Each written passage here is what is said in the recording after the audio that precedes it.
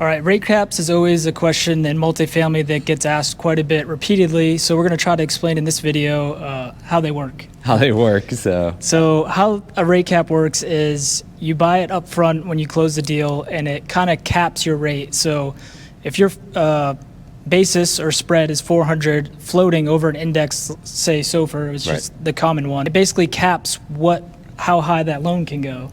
So no one really worried about it before because SOFR was 0%. So if you bought, let's say, a 1% strike, it caps SOFR at 1%. But now, people are capping it at 2%, 3% because SOFR is 4.5%, moving up to 5%.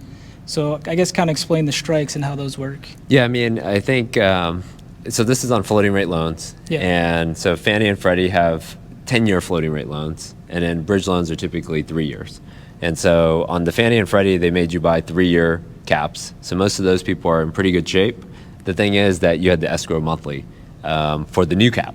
So it was a 10-year loan, and then you only bought a 3-year cap, and now you've got 7 more years that are uncapped.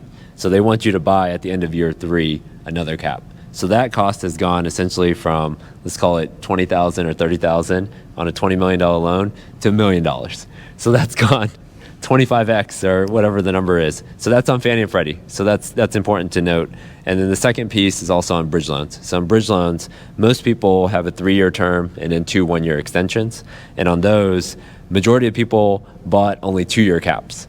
And so those and are then coming escrowed for the 3rd year, right? Well, depends. So every one of these bridge loans, like on our last podcast, we talked about every one of these bridge loans is like a snowflake. Yeah. None of them look the same. So depending on how hard you negotiated, some loan agreements actually have in there that you have to buy the cap once SOFR hits a certain number. So let's say 2.5. Once it goes past 2.5, you have to buy the 3rd-year cap. So depending on where you are in the spectrum, some people had to buy the cap, some people have to escrow for the cap. So a lot of people have different situations, but in all situations, it's costing a lot more right now for borrowers out there on floating rate loans until the Fed pauses. So until the Fed pauses, these interest rate caps are going to be pretty high.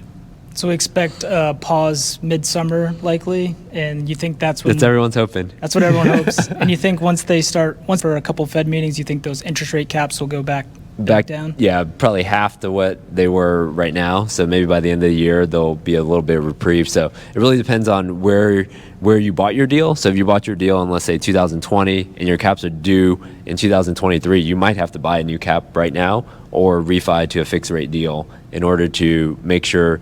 You might have, let's say you spend $1 million and then rate caps come down a lot. Yeah. That money's essentially gone. And so you have to protect yourself in both situations. But a lot of people are having trouble just coming up with $1 million, right? So you might reach out to limited partners. The GPs might get together and put up that $1 million to really survive to 25. So that's the next webinar, survive to 25. All right, survive to 25.